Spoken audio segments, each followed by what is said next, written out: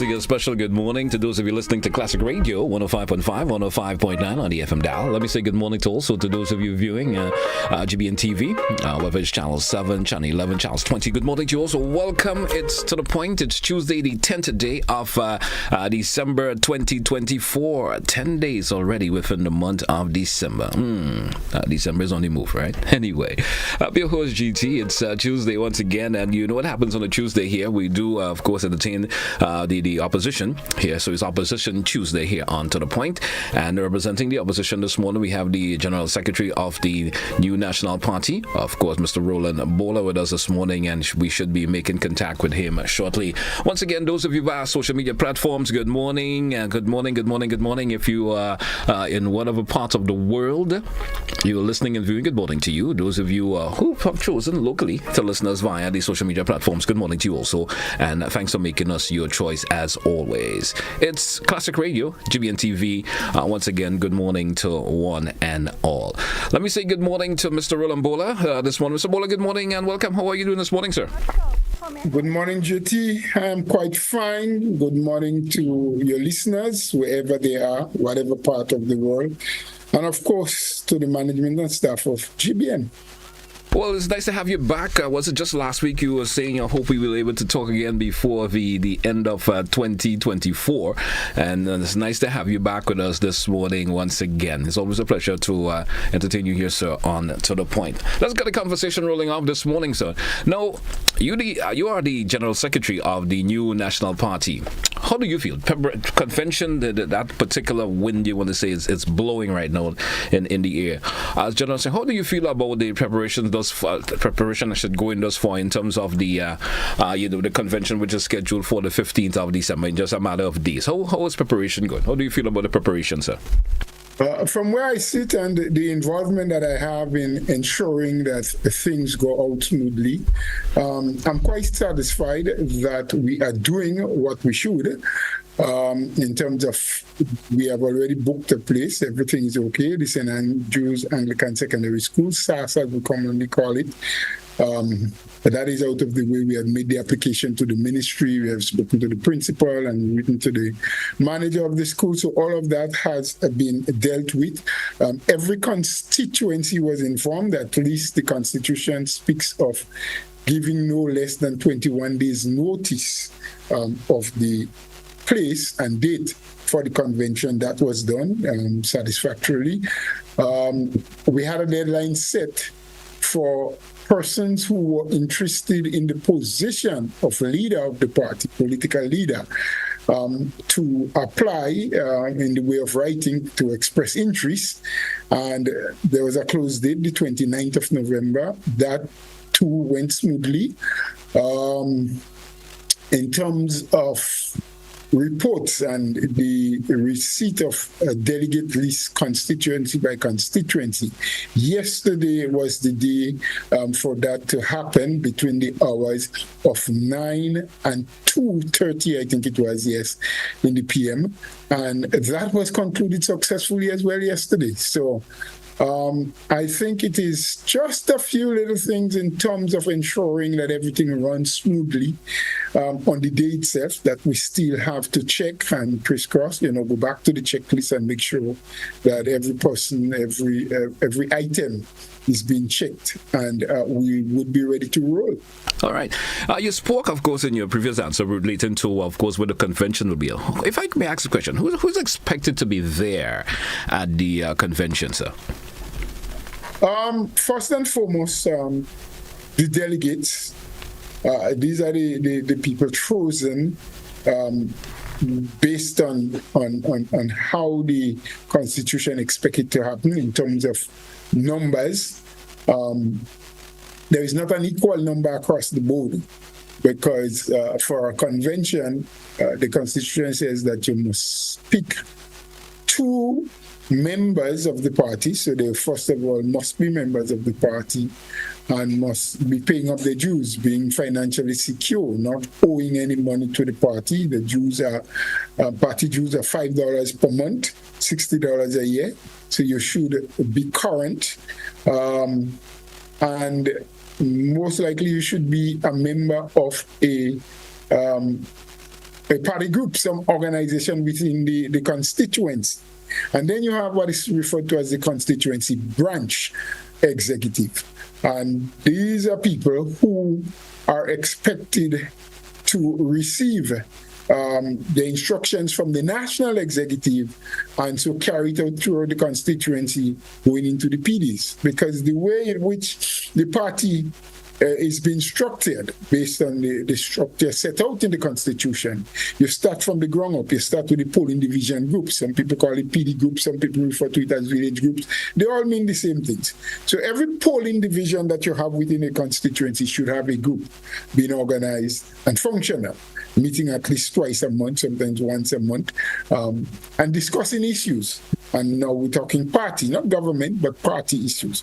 Every now and again, those two intertwine, especially if the party that you are part of is in government. Sometimes you find some governmental issues being discussed, and there may be some level of lobbying or so, because they run parallel to each other, the party and the government. But mostly, party issues are what should be discussed, and how do you continue to build and grow the party and reach out to members. Their issues are then translated to the constituency executive, which is made up now of elected officials from these various party groups. Just for an example, 10 polling divisions. You would have 7 members from each polling division going to the constituency branch election. And they are the delegates, and you would have observers, just like you have delegates going to the national convention. And from that, you would pick a person and deputy and a secretary, recording secretary and treasurer, welfare officer, and so on. And these people are responsible for interacting with the national executive and running that. So from there, the constituency executive, there will be 5 representatives and 2 from every polling division. Granted that these people have to be registered members of the party and, of course, paid up members. Okay.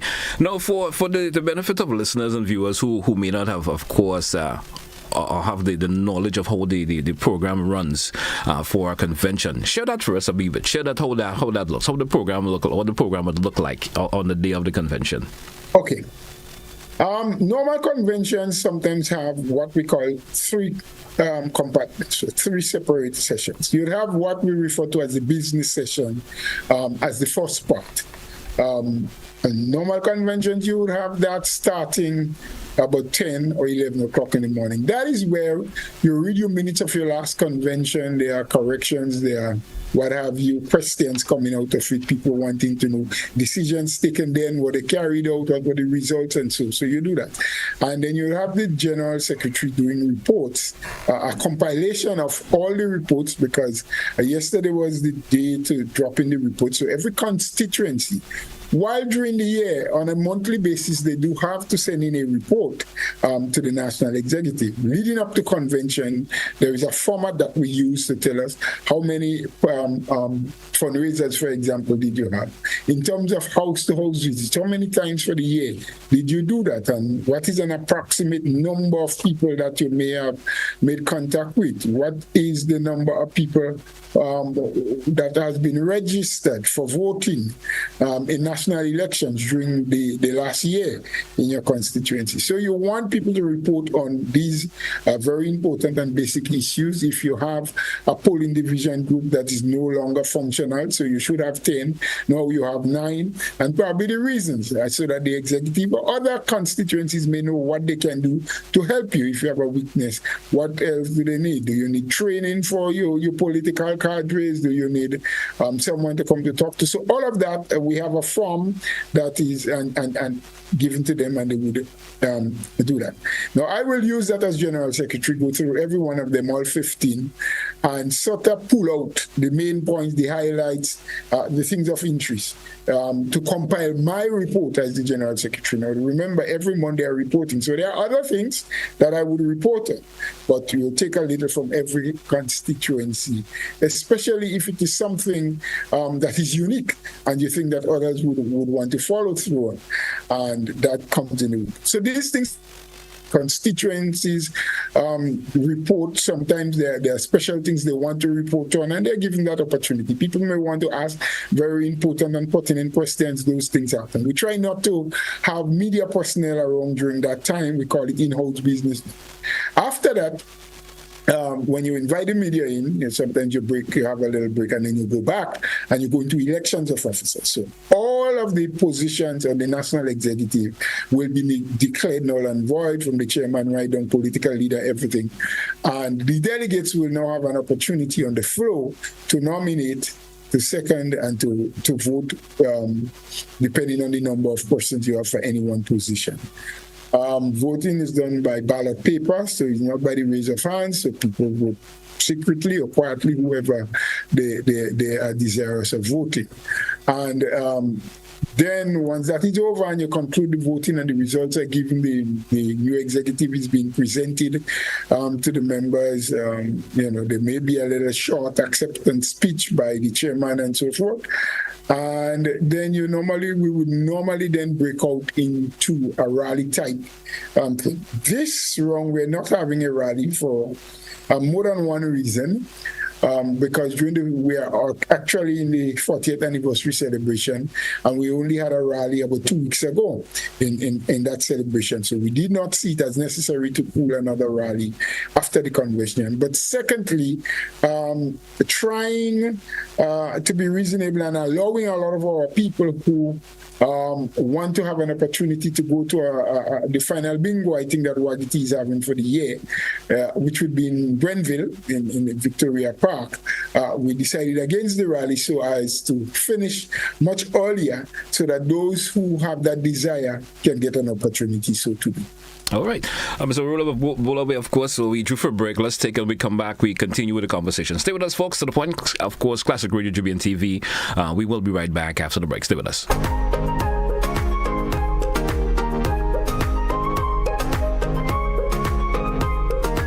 Tourism is me. Tourism is you.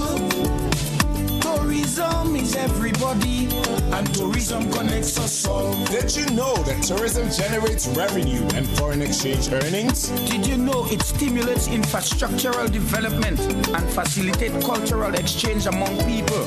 You must know tourism is linked to all industries, from agriculture to construction. So support the industry today and be welcoming to all our visitors. Tourism is my business. Tourism is your business. Tourism is our business. Listen, one and all. Tourism connects us all. A message from the Ministry of Tourism and the Grenada Tourism Authority. Hi, we're here at Answer Coating Grenada Limited, a proud sponsor of Christmas with GBN. And this year, we're giving up to 40% off various items. And customers actually have the opportunity to win up to $1,000 cash. So we encourage you to stay tuned to Christmas with GBN and look out for all other in-store promotions and product information. And don't forget, this December, a night of shopping with Answer Coatings. Proud sponsors of Christmas with GBN includes Ace Hardware, Hubbard's, Flow, Grenada Duty Free, and Answer Coatings. GBN Television News at 7, a pulse on all things Grenadian. Look out for our new features through expanded synergies with our media partners in Barbados, St. Lucia, Jamaica, Trinidad, and beyond. Capturing the latest in news, sports, weather, and entertainment. Credible, informative. Thank you for making us number one. News at 7, live, Monday to Friday on GBN Television, Channel 7 and 11. K105.5 and 105.9, Hot 98.5 and 98.7, GBN Television Facebook page and YouTube channel, and www.gbn.gd. GBN, with you anywhere and everywhere.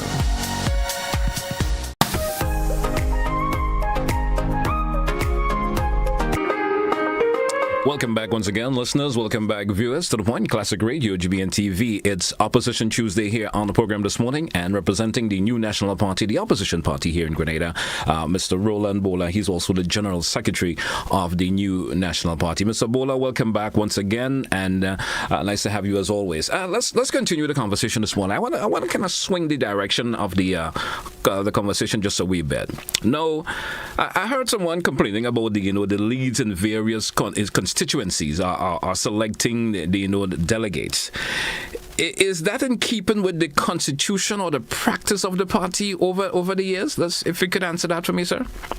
I can, and it is, yes, GT, you're correct. It is in keeping with the practice, because the constitution of the party tells you about the numbers and where they should come from. It doesn't speak. It's not clear. There's no item in the constitution that says who should pick.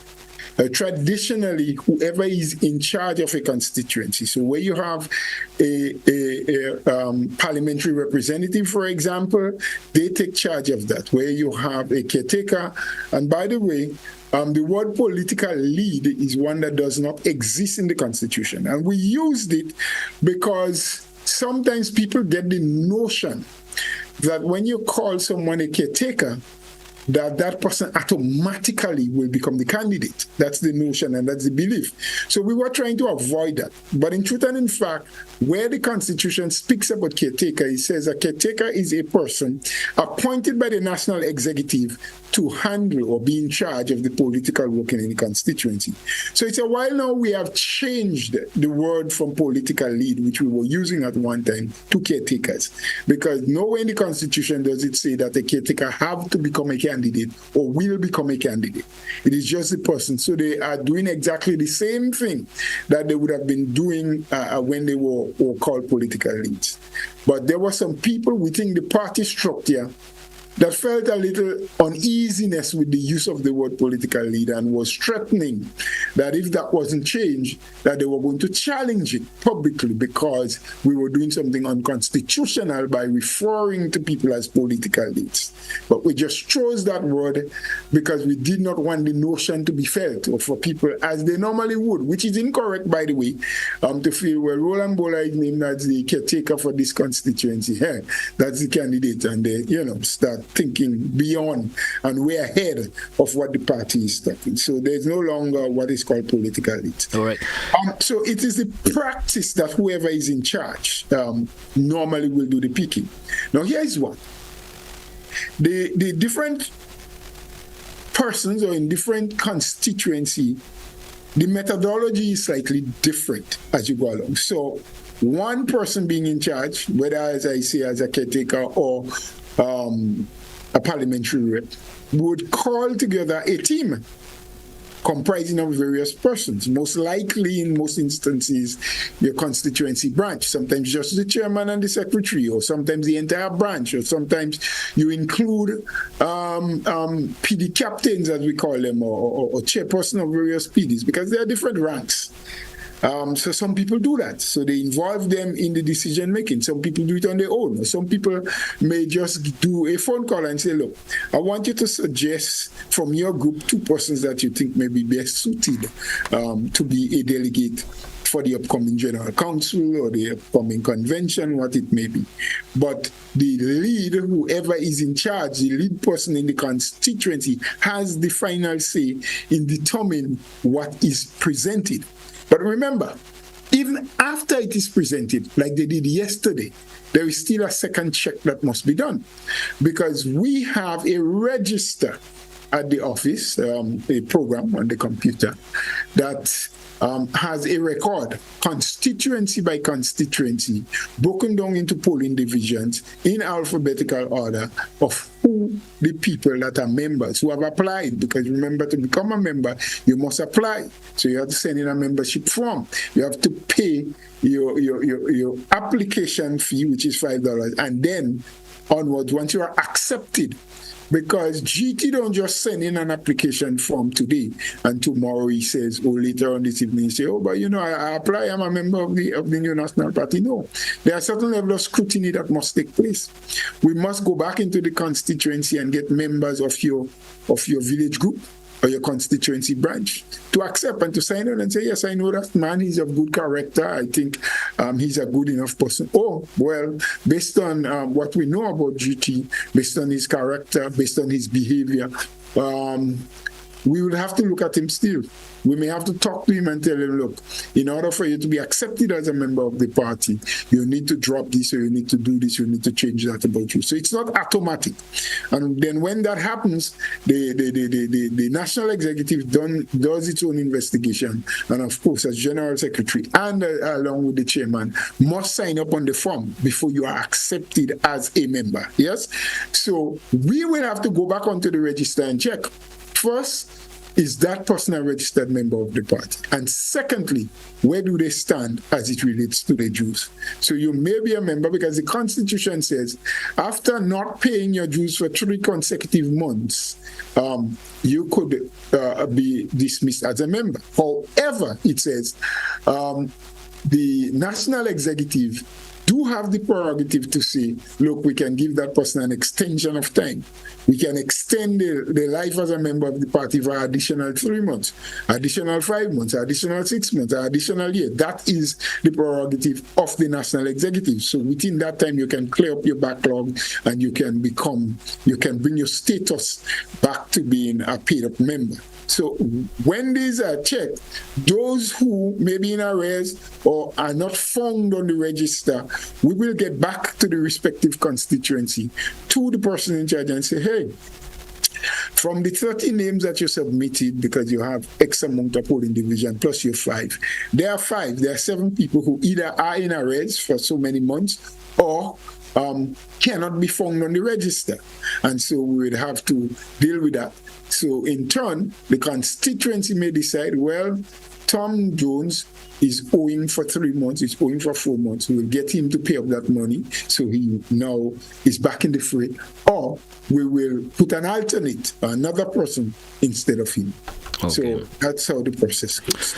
There's also been that conversation about, in reference to that delegate list not being available to especially the individuals who want to run for the various positions. Tell us a wee bit about that, the legality of that. Is it that something that it's known for individuals wanting to run for various positions, having beforehand knowledge of that delegate list? That has never been the practice, and I've been around for 16 years as General Secretary, a little over 20 years as a member of the party. Has never been the practice. There's nothing in the law, the basic law that we follow is the Constitution, that says you have to make the delegate list public. I've never known it happen. People may have known beforehand, maybe by inquiries, maybe by asking at the central office who are the delegates or who is the delegate in this constituency or not. But there's nothing that says you have to do that this is practice. You've been in media for a while. I don't know if you have heard of or have ever seen or been told that a copy of the delegate list for any convention, be it NNP or NDC or any other political party, has been sent to be made public. So I don't know where the request is coming from or why the request is necessary. It has not been a practice, so I don't believe that by not publishing the list of delegates that we are breaking any rule or doing anything that is unusual. Now, there's been a lot of talk about preserving the values of the party. Now, how important is that for the new national party, the importance of that in particular? How important is that? Well, let me go back in history just a little bit. I wouldn't go very far because it happened all before my time, and so I can only speak based on what I've been told and what I've seen in records. The NNP is considered to be what is referred to as a center-right party. That's what we follow. That. And so it means that we are a democratic party, but we are more to the center. We do not go ultra-right, so you could be ultra-right or ultra-left, meaning that you're totally socialist or total Democrat. And then you can be center-right or center-left, meaning that you kind of go down the middle. So there are some things that that socialist bloc nations may be doing that you may want to adopt as a party because you think it is sensible, it is worthwhile, it is beneficial for your members and probably your country. So you're in the center, but you are leaning more to the right, to democracy. A center-left party may be leaning more to socialist and socialist-type practices, but may adopt some of what so you're not ultra-left or ultra-right, so you adopt a little bit of both. So that's where the main values come from. And the NNP has been one of the founding members of what is referred to as the Caribbean Democratic Union. That was since in the time of Mr. Howard Blaze. But mainly he had allowed, who at the time was General Secretary Dr. Mitchell, to attend most of the forums, the planning, the inaugural opening and so forth. And then from the Caribbean Democratic Union, we are members of the IDU, which is the International Democratic Union. So like the ruling party in Germany and the Republicans in the US and, England and a lot of other places, Jamaica, you have parties in Barbados, in Dominica, throughout the Caribbean, most parties, you have quite a few, whether they are in government or in opposition, but they are members of the IDU. And so once a year, or sometimes twice a year, the IDU may have conferences. As a matter of fact, they help to do training and so forth. A little over a month ago, they had a team of 3 individuals here in Grenada that was doing some training of some of our officials and political cadres over a 3-day period. So that's why we speak about the values of the party. So in saying that you want a leader who would stick to, who would continue with the tradition. Now, I don't think that any leader who emerges in the party, that one may be able to stick them to anything. But you are hoping and you are exposing that because you believe that has worked for us as a center-right party. We are members, we have support and sister parties, as we say, throughout the region. But if we probably shift away from that into ultra-left or center-left, those relationships may no longer be, and things can change. And so the party may not want that to happen. So you are appealing. Keep those values, stay within that frame. But like I say, at the end of the day, any leader of any organization does have a right to make their own decisions once I believe it is accepted by the rank and file members of the party and go where they want. All right. Now tell us about the transition committee. There's always that conversation that we're hearing, a talk on the street and so forth, but plans to sideline any candidate. Tell us about explain the rule for that in terms of the transition committee. Is there any plans to sideline any particular candidate?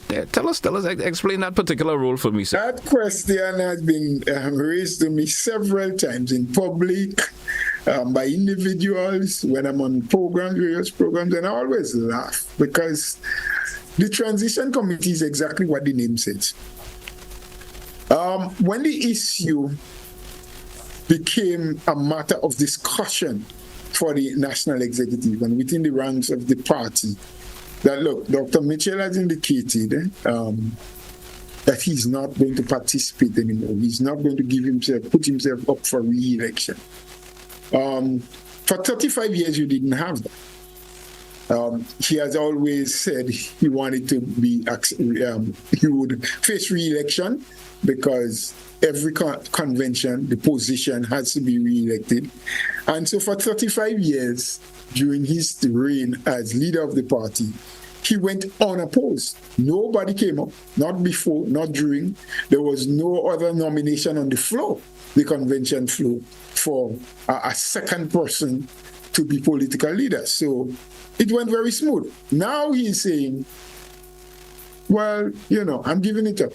I'm not going back. I'm not going to accept a nomination. So we have to look for other people. That is why very early the Honorable Peter David said, the fact that you have said you're not going back, and he wrote to the party to that effect, I want to put myself in as a contender. And absolutely nothing is wrong with that. That is why a committee was put in place to say, help plan this transition. How do we go about it without creating too much problems? So the committee met and draw down some rules because, again, the Constitution says that anyone could be nominated on the floor. And we accept that. But we also accept the fact that the position of leadership is a very important position. And of course, you should have the best people with the best capability going for that position. So you don't want to leave it to chance. You don't want to leave it open. You don't just want any delegate on the floor to stand up and nominate a friend of theirs who doesn't have a clue what leadership is about or how to run or organize or go forward with a party. And that person gets seconded because they are friends of theirs, because they talk loud or whatever the reason. I'm just using a few of them. And eventually emerge as the leader. Now, that is possible because that's what the Constitution says. So we decided as an executive, and we got acceptance from a lot of the membership of the party, that we should guide this thing, but guide it along a democratic path. And that is why the Transition Committee said, look, we have now decided on a date. So now we are opening it up for whoever is interested to place in writing their interest or their intent. And there was a time period given and a deadline, because you wanted all those who apply to get a chance now to look at them, to screen them, to interview them and question them. And on areas, and I said last time on this program, 5 questions, and that was a mistake that I made, but there were 5 categories from which the questions will come. So I want to correct myself this time by saying it was not 5 questions as I said last time, but there are 5 categories from which those questions will come. So if the intent was to prevent or to push out or to lock out anyone, you would not have had an open application process, if you get the drift. The open application process is to allow anyone who has an interest. And it has so happened that at the close of or the deadline when you could have dropped in your application, there were only 2 applicants in the name of Honorable Peter David and the Honorable Emmeline Pierre. So if anybody got locked out, it's either because they did not apply in time, or they did not hear or know about the time given for those who have interest. So it always baffles me when I hear they talk that the Transition Committee is trying to lock people out. No, you can apply. Now, after the interview, and I've explained this process last time I was here. So there are 5 categories or 5 areas from which the questions will come. Every question carries a certain amount of weight. And of course, the interviewers will determine what score you get for every answer you give, and then whether you hit a certain mark or not.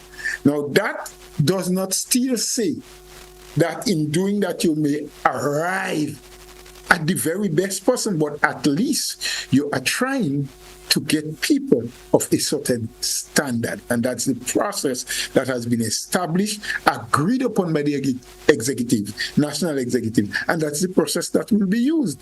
So if in the process you had a number of people applying and some were eliminated during the process or after the interview, it was not intentional, but it is what the process allows you to do. So there's nothing here that says A person must not be in or B person may not be in. There may be a lot of side talk. There may be people who have their preferences. And of course, you can't stop anybody from liking whoever they want to like or whoever they wish to see emerge. But once that person goes through the process, then there's still a final phase.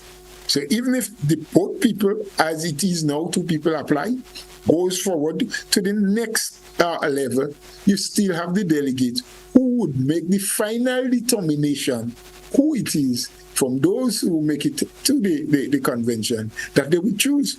So I don't know, along those lines that I explained, maybe I don't explain it well enough, I don't know, but I don't know where in that you see that you're trying to block anybody from being part of the process. All right. Mr. Bhola, we are due for a break. Let's take it when we come back. When we come back, we continue with the conversation. Stay with us, folks. It's To The Point here on Classic Radio GBN TV. We'll be right back after the break.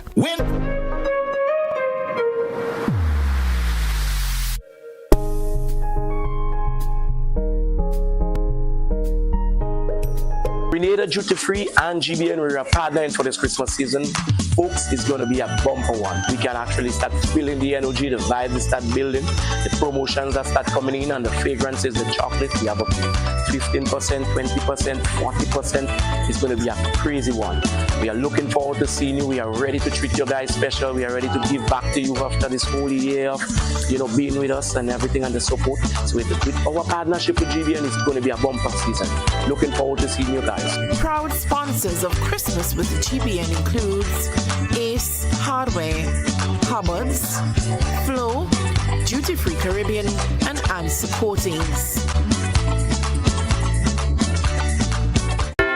Coming up, it's the season for love as this movement makes a difference for yet another year.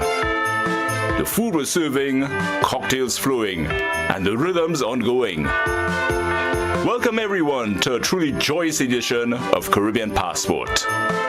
It's all next on this station.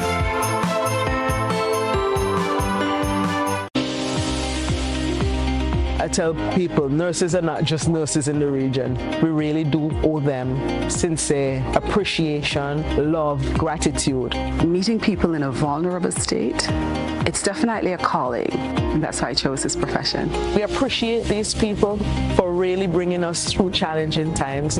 We appreciate you. We love you. Be viewing Caribbean Medical TV on this station.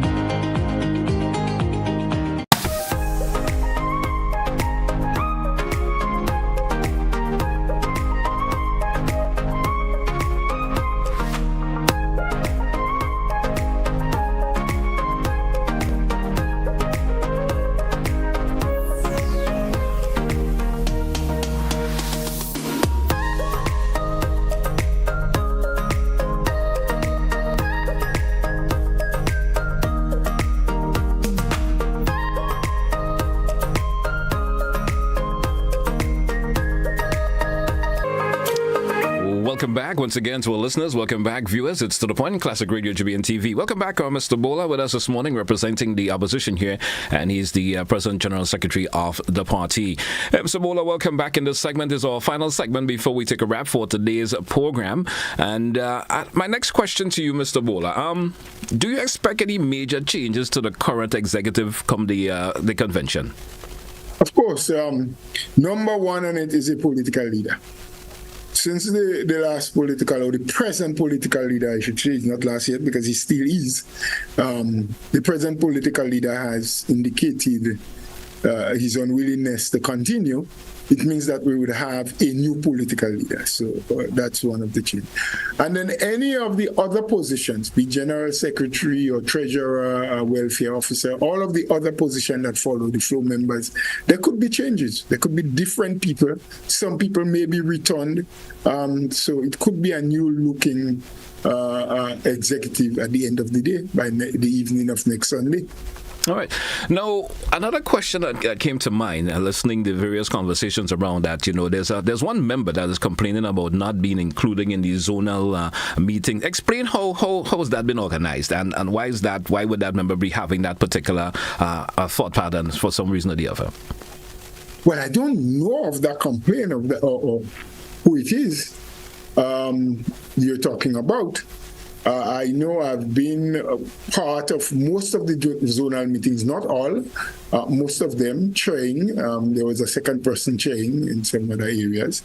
And to my recollection, the only place where a meeting was not held was in the tongue of St. George. And when I inquired, the explanation given not just to me, but at the National Executive, where the Honorable Peter David sits, he's part of the National Executive. The organizer, which is from the PR team, because they were the ones who organized the meeting, indicated that there were a number of dates that were suggested and was turned down by the town of St. George for varying reasons. There were about 4 or 5 dates that were given. I think on one occasion they said there was a major funeral of one of the executive members of the town, and it would be difficult on that evening to have called a meeting. I recall on 2 separate occasions the parliamentary rep himself was out of state, or would have been out of state at the time when it was planned for. So that's what I know in terms of a place where a meeting was not held, because there was a deadline. There was a period within which you wanted to have these meetings and close off. And so we got to the end and even extended by a week. And in the last week, when an attempt was being made again, the honorable member was in New York. He said it was unavoidable. So I don't know who it is that said or may think that someone was locked out intentionally. There are circumstances that sometimes happen, and a lot of times people don't know the factors behind it. And having a certain view or having a preconceived notion, they go out and publicly air their views as though they are the author of what has happened, as though they have all of the authority and they know. But to my knowledge, I don't know that anything purposefully was done to prevent that. That could be clarified, what I'm saying, independently. The member was unavailable, or the town was unavailable on at least 3 or 4 occasions when different dates. Because in doing those meetings, you may put a date for a particular constituency to have theirs. But it is up to the leader of the constituency and the constituents to determine whether that date is best suited. And if not, they will give you the reasons why not and which date may be better for them. I have known that, for example, St. Mark's as a constituency, I think the date was changed twice. I know that in St. Andrews South East, for example, the meeting was carried to be held on a Sunday, and that particular Sunday there was another activity that was going to compete with it, and so it was put off to a Thursday of the next week or 2 weeks after or something like that. So there have always been shifts in dates and times for different events. I don't know if that's the reason why someone may say that, but we operate in a very open and democratic way within the new National Party. Mr. Bhola, I have asked you this particular question before. I'm going to ask you it again. Is there any major rift between the executive of the new National Party? Is there any major rift that has taken place? Not any major rift that I am aware of. And like I explained before, there are a lot of robust discussion. Now remember, politics is where people try to get the ideology, the ideas, their belief to come to the forefront. So you're sitting in a room with nearly 30 people and you're discussing a particular issue. I have my own way of how I feel we should be dealing with it. And so I'll make my points as strongly as I can. And you may have your way, and several other people may have. But at the end of the day, you come to a conclusion. The chairman of the party must bring the discussion to a halt at a certain time. You can't discuss the same issue for an entire day or for many days or meeting after meeting. He must be able to bring conclusion to it and accept all of the views put forward. And then formulate, sometimes it is up to the chairman to formulate a solution going forward after listening to all of the views from the varying people. There may be half the room that agreed 1%. There may be another third or another quarter that hold to the views of another person. And so sometimes you have 3 different views where there's agreement by portions of the executive or portion of the team that agree to. The chairman now has to decide, look, we can't have 3 different methodology going forward. And he may then say, and I would want to merge all 3 and come up with something. And they may task 2 persons or 3 persons to go aside for a couple of minutes and take those 3 major conclusions and try to put them together and come back and put it to the floor. And here if people agree to it, there may be slight changes. They may say, well, move this word and put that. Probably that sentence shouldn't be there, but be there. So it's a lot of dialogue, and sometimes those dialogue become very energetic. And for a newcomer or passerby or somebody, they hear that and they say, "Oh God, confusion in there, you hear how they loud, how they." Or sometimes the chairman himself formulates and say, "I think this is the way we should do it." And the entire team, the entire room may agree with him or her, or they may say, "No, Mr. Chairman, I think we should add that to it, or I think we should remove that from it." Yes? So there's always very lively and robust discussion. And that is what is expected in a democracy.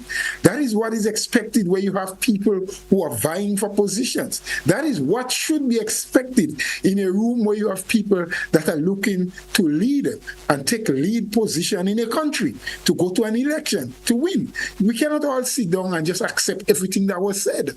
Or because a man comes with an idea, there are times when that happens. Somebody comes up with an idea, throw the idea, and you hear people say, I think that is good. You know, maybe we should just tweak it that way. And there is immediate agreement. There are times when there's a lot of argument, so to speak, or a lot of discussion, maybe is the better word. And so I do not know. I've heard it. You weren't the only person who asked it. I've heard a lot of people exposing that there's major reef in NNP, and this one is against that one, and that one and talking to this one, and then like this one. I don't know of that. I don't know if it is the same NNP that I'm part of, or if it's a new NNP, or I don't know if it's a misreading of people's differences of opinion and ideas. So you think if my idea doesn't mesh with your idea, that's a major reef. I don't see it that way. Oh. I see it as healthy, I see it as purposeful, and I believe that is the way it should be. All right. Of course, we do have a couple more minutes left on today's program, and this segment is where I will invite our listeners and the viewers, if they do have a question or two that they may like to ask you, Mr. Bhola, feel free to do so in the segment. First, 435-2041, 435-2041. You have the double options of calling in. You can call via the WhatsApp, or you can call us direct, 435-2041. And I beg of you, of course, you calling in, you know, folks, you make sure that your radio, your television is completely turned off, and listen to us via the telephone, and of course for smooth conversation. And I beg of you to be brief in terms of your contribution, please. Caller number one. Good morning. You're welcome. Hello. Good morning. Good morning to you, sir. All right. First of all, I would like to GT, I'm not hearing the caller at all. For such nice explanations this morning about the convention and so on. It's very good. However, I have two questions. One, how many candidates will be seated at the convention with voting rights? You may be having some connectivity problem. That caller is not you're not hearing the caller at all. I am not sure what's the problem, but there isn't an issue on my end if I know of. Once you're hearing me, you should be able to hear the caller. Caller, could you repeat once again? Very clear, but the caller is just breaking up. So maybe in a nutshell, you could give me the gist of what the caller was saying. Okay, are you hearing me properly? Go right ahead, please, caller.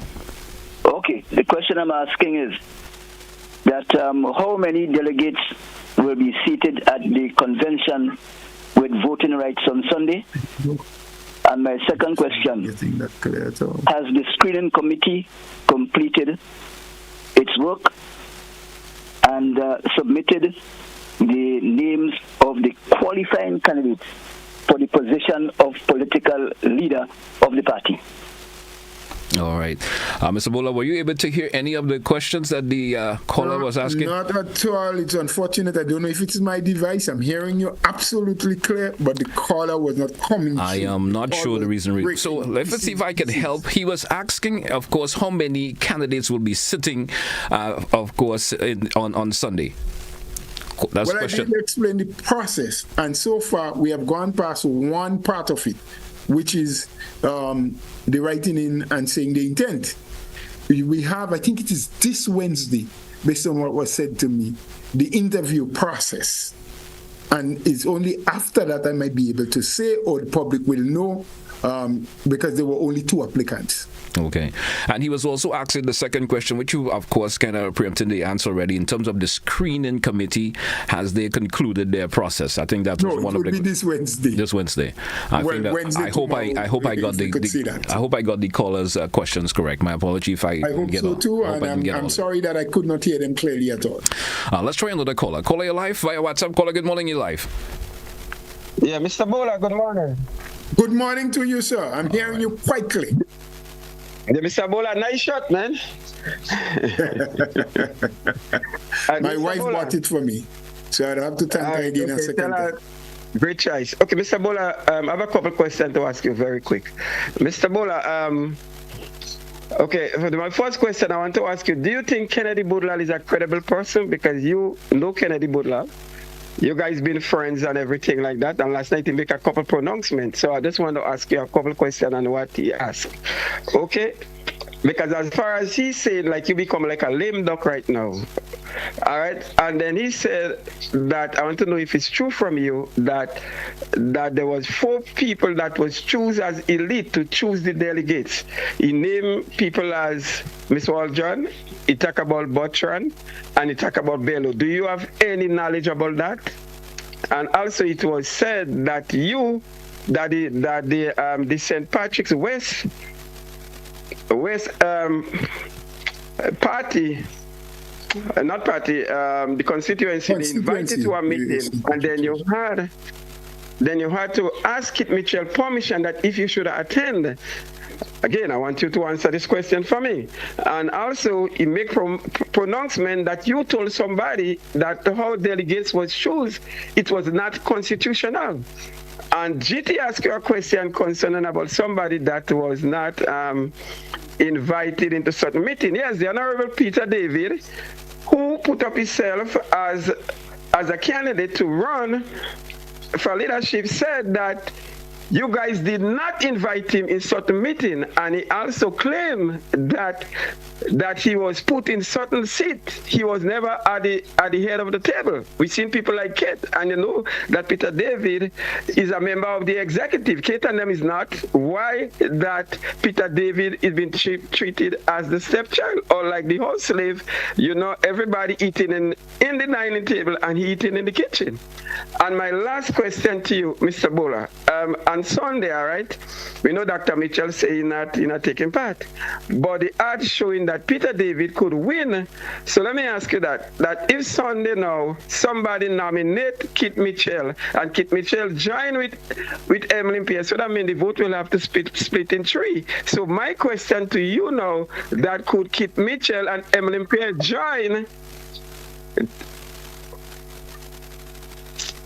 Are you finished, Caller, you there? I could Kit Mitchell and Emily Pierre join to, and Kit Mitchell could give Emily Pierre the lead just to knock out Peter David from the leadership.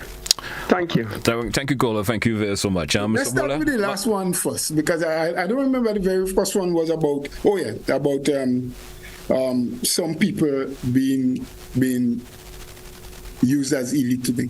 That has never happened. I don't know when that happened. And let me just say, first and foremost, I don't know where Kennedy Bhola get his information from. I did not see or hear his program. I only heard that he was on Ride Along, as some people told me.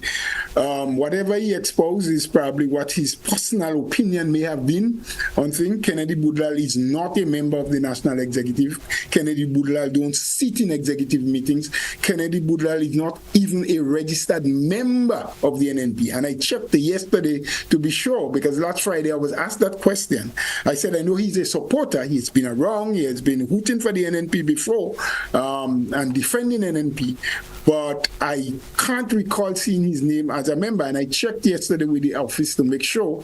In fact, I was not even sure which constituency he may have registered in. So I asked them to check 3 different constituencies, go through the membership role: St. Andrews North East, St. Patrick's East, St. Patrick's West, because he spends a lot of time in St. Patrick's, and his name could not be found in any of those constituencies. All right, we may have a sort of short break there with Mr. Bhola. For some reason or the other, hope that we could get registered member of the party. Whether he's credible or not, that is for people to determine. I've heard Kennedy on a lot of different programs before. I know him to be an individual who is loud, who speaks out, who feels that he's an authority on a lot of subject matters. Whether he has the intelligence and the information so to do, I am not absolutely sure about that. I know him to be a person that speaks with other people, listens to what they say, and then he go and expose himself as though he's an authority on those matters. But it is not for me to determine whether those information are credible. And most occasions, I believe that he will be giving his opinion. Secondly, there has been no elite people to pick delegates. Delegates have been chosen constituency by constituency, as I explained before. And if the caller was listening, that is the process that happened. Every constituency, the person in charge, the person in the lead, they go ahead and choose. Thirdly, you said, Kennedy, I had to ask Dr. Mitchell to go to a meeting in St. Patrick's West. You can look at the records. The reports are there at the national office. I have met with St. Patrick's West constituency and a management team that they has in place more often than any other constituency in my capacity as General Secretary. They too can tell you that. I have met, there were instances where sometimes in 1 week I go there twice, because they always have the little issues. They call on me, come explain this, come deal with that, come and give them some clarity. And I've been doing it over a period of time. There was on one occasion when I was invited, the last occasion I was invited, and in conversation with the political leader, I said, look, I'm invited again, and this is an issue that he said, but haven't you been there and discussed that issue already? I said, yes. He said, I have been there as political leader and discussed that same issue with the members. So what it is again? Do you have time to waste, Bhola, or you could use your time to do something else? And then after I called the gentleman who sent me the invitation on behalf of the team, I said, you know what? I think we have been through this issue too many times, and I won't be able to come back to that. That's what I know. If that is what he heard and he wanted to expose it however he wished, so be it. I can't control what people say. The next thing you ask, as I remember, and maybe I miss one or two, is if someone could nominate Dr. Mitchell on the floor and there's a sharing of points. That is utter nonsense, if I could use that word.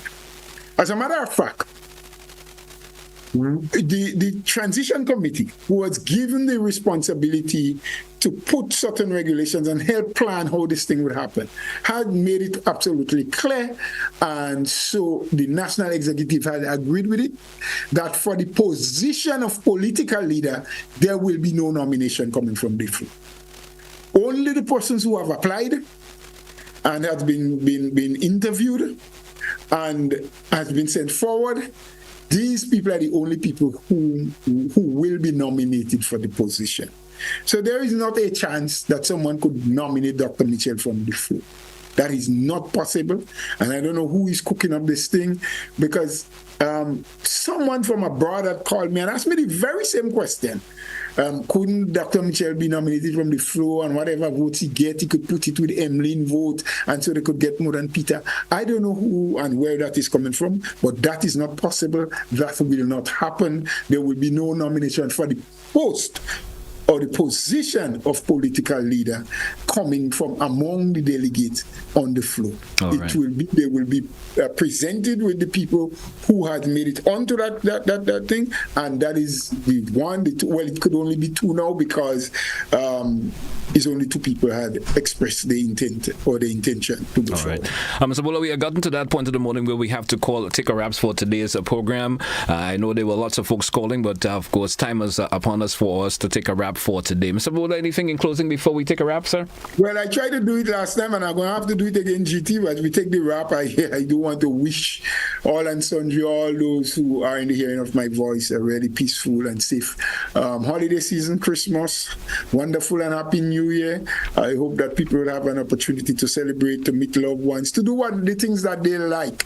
And of course, GTU and the staff and management of GBN, I wish you to the same, and to all my colleagues and friends, and those who have an intent to be part of Sunday's activity, whether you're a delegate or you want to come as an observer. I wish you luck, and I tell you, have no fear.